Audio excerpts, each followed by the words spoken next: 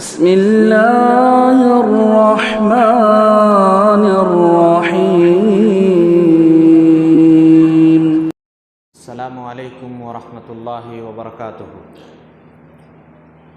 الحمد للہ رب العالمین والصلاة والسلام علی اشرف الانبیاء والمرسلین وعلی آلہ واصحابہ اجمعین. اعوذ باللہ من الشیطان الرجیم. بسم اللہ الرحمن الرحیم. وَلَئِنْ أَذَقْنَاهُ رَحْمَةً مِنَّا مِنْ بَعْدِ ضَرَّاءٍ مَسَّتْهُ لَيَقُولُنَّ هَذَا لِي. اللہ تعالیٰ نے اس آیت کریمہ میں کہا کہ ہم جب اپنی طرف سے اسے رحمت کا مزہ چکھاتے ہیں مشکل آنے کے بعد، تو وہ کہتے ہیں کہ یہ تو میرا حق تھا. یہ آیت کریمہ ہمیں بتاتی ہے کہ انسان کتنا ناشکرا ہے، اور انسان دوسروں کے کیے ہوئے کارنامے کو اپنے نام پر لینے کا کتنا حریص ہوتا ہے. انسان دوسروں کے کاموں کا جو ثمرہ ہے وہ انسان اپنے سر لینا چاہتا ہے. اللہ تعالیٰ نے کہا کہ جب ہم اپنی طرف سے کوئی نعمت عطا کرتے ہیں، رحمت عطا کرتے ہیں، حالانکہ اسے کوئی تکلیف پہلے لاحق ہوئی، مصیبت میں تھا، مصیبت سے جب ہم اسے نجات دیتے ہیں اور اپنی نعمتوں سے نوازتے ہیں تو انسان کہتا ہے کہ یہ تو میرا حق تھا. جس طرح کہ فرعون نے کہا تھا انما اوتیتہ علی علم عندی، کہ یہ جو نعمتیں، یہ جو آشائش، آرام، یہ رحمتیں جو میرے پاس ہیں، یہ میں نے اپنے علم سے کمایا ہے، میرے علم کی بدولت ہے. حالانکہ دنیا میں انسان کے پاس جو بھی نعمتیں ہیں، جو بھی اللہ نے اسے دیا ہے، المال مال اللہ، کہ اگر کہا جائے تو انسان صرف رکھوالا ہے، انسان صرف رکھوالا ہے کسی چیز کا.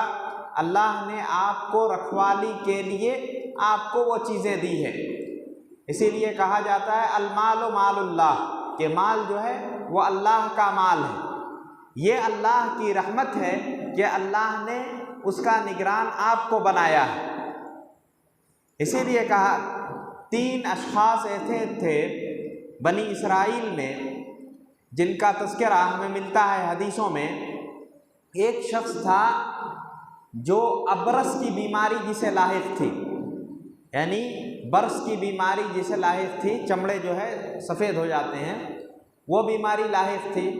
اور ایک شخص تھا جس کے بال نہیں تھے، گنجا تھا.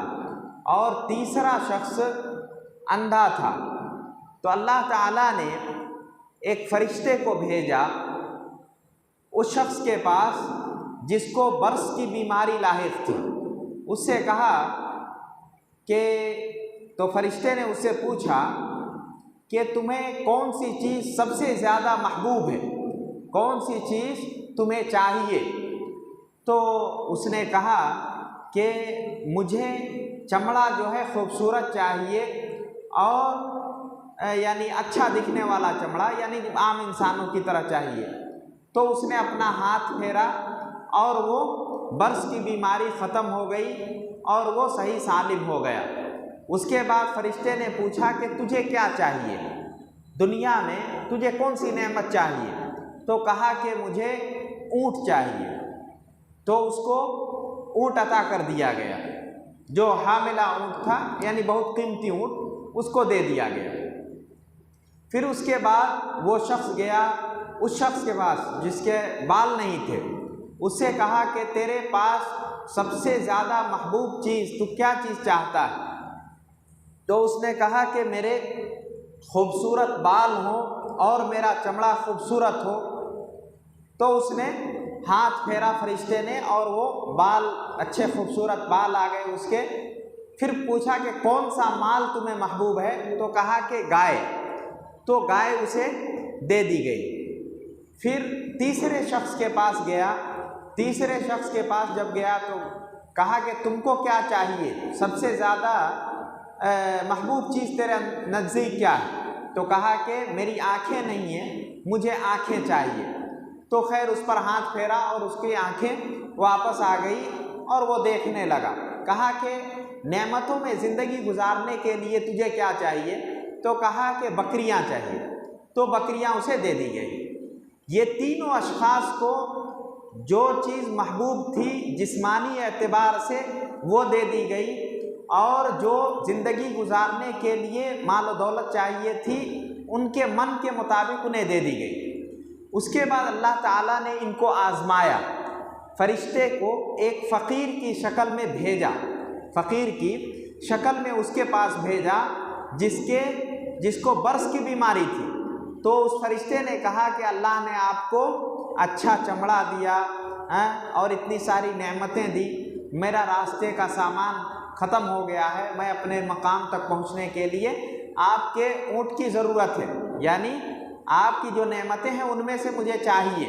تو اس نے کہا کہ نہیں، ہمارے پاس لوگوں کے حقوق بہت ہیں اور لوگ یعنی اخراجات بہت ہیں، ہم نہیں دے سکتے۔ اس نے نہیں دیا۔ تب فرشتے نے کہا کہ پھر تو جیسا تھا ویسا ہو جا، ویسا ہو گیا، یعنی نعمتیں اس کی چھن گئی۔ دوسرے شخص کے پاس گیا جس کے بال نہیں تھے، اس سے بھی یہی سوال کیا کہ تم کو اللہ نے جو نعمت دی ہے اس میں سے مجھے دو، تو اس نے انکار کر دیا، پھر وہ جیسا تھا ویسا ہو گیا۔ تیسرا شخص جو اعمیٰ تھا، اس نے جب اس سے سوال کیا تو اس نے کہا کہ تمہیں جتنا اس میں سے مال چاہیے تم لے جاؤ، یہ اللہ کا مال ہے، اس میں سے تم لے جاؤ۔ پھر اس کے بعد فرشتے نے کہا کہ مجھے مال نہیں چاہیے، میں اللہ کی طرف سے بھیجا ہوا فرشتہ تھا، میں تینوں کا امتحان لے رہا تھا جس میں دو تمہارے ساتھی فیل ہو گئے اور یہ ایک ساتھی اور یہ آپ جو ہیں آپ پاس ہو گئے، یہ اپنی نعمتیں اپنے پاس رکھو، اللہ نے صرف آزمانے کے لیے مجھے بھیجا تھا۔ اس حدیث سے اور وہ دو آیتوں سے پتہ یہ چلتا ہے کہ انسان دوسرے کا یعنی اللہ کا دیا ہوا مال جو ہے اس کو اپنی ملکیت سمجھتا ہے، حالانکہ انسان کی اپنی ملکیت نہیں ہے، وہ اللہ کی رحمت ہے کہ اللہ نے اس نعمت کو آپ کے پاس رکھا ہے، وہ نعمت اللہ کسی اور کو بھی دے سکتا تھا۔ اسی طرح اللہ تعالیٰ نے کہا وَنَبْلُوَنَّكُمْ بِالشَّرِّ وَالْخَيْرِ فِتْنَةً، کہ اللہ تعالیٰ اچھائیوں کے ذریعے بھی آزماتا ہے اور برائیوں کے ذریعے بھی آزماتا ہے۔ جیسے ابھی قرآن کی آیت جو حافظ صاحب نے پڑھی، وَإِذَا أَنْعَمْنَا عَلَى الْإِنسَانِ أَعْرَضَ وَنَأَىٰ بِجَانِبِهِ وَإِذَا مَسَّهُ الشَّرُّ كَانَ يَئُوسًا، کہ جب انسان کو نعمتیں ملتی ہے تو وہ کنارہ کش ہو جاتا ہے، یعنی وہ سوچتا ہے کہ یہ تو میرا ہی حق تھا، یعنی میں نے اپنے علم سے کما لیا، اور جب اسے برائی لاحق ہوتی ہے، مصیبت لاحق ہوتی ہے، تب وہ مایوس ہو جاتا ہے۔ حالانکہ اہل السنہ والجماعہ کا عقیدہ یہ ہے کہ بین الخوف والرجاء، یعنی اللہ سے ایک مسلمان ڈرتا بھی ہے اور اللہ سے امید بھی رکھتا ہے، مایوس نہیں ہوتا، مایوسی کفر ہے۔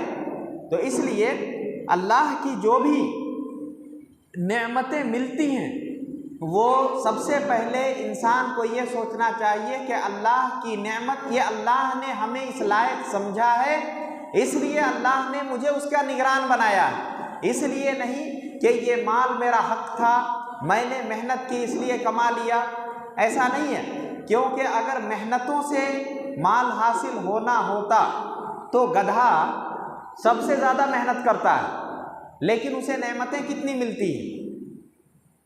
تو وہی مسئلہ ہے کہ ایک مزدور بہت محنت کرتا ہے لیکن اس کی نعمتیں بہت کم ملتی ہیں، ایک آدمی آرام سے کرسی پہ بیٹھا ہوتا ہے اسے نعمتیں بہت ملتی ہیں۔ تو یہ اللہ کا دیا ہوا انعام ہے، اور اس کو اپنا حق نہیں سمجھنا چاہیے۔ بندوں کو سب سے پہلے یہ کہنا چاہیے کہ ھذا من فضل ربی، یہ اللہ کا فضل ہے، اس کے بعد میری محنت ایک سبب ہے۔ یہ اہل سنہ والجماعہ کی سوچ ہے۔ اور الجزاء من جنس العمل، یہ ایک قاعدہ ہے کہ جب آپ اللہ کی دی ہوئی نعمت کو اللہ کا دیا ہوا سمجھیں گے تو پھر اللہ کے راستے میں خرچ کرنے میں آپ کو تکلیف نہیں ہوگی۔ آخر میں اللہ تعالیٰ سے دعا ہے کہ اللہ تعالیٰ ہمیں اس کی نعمتوں کی قدر کرنے کی توفیق عطا فرمائے اور اللہ کے راستے میں خرچ کرنے والا بنائے۔ آمین۔ وآخر دعوانا ان الحمد للہ رب العالمین۔ السلام علیکم ورحمۃ اللہ وبرکاتہ۔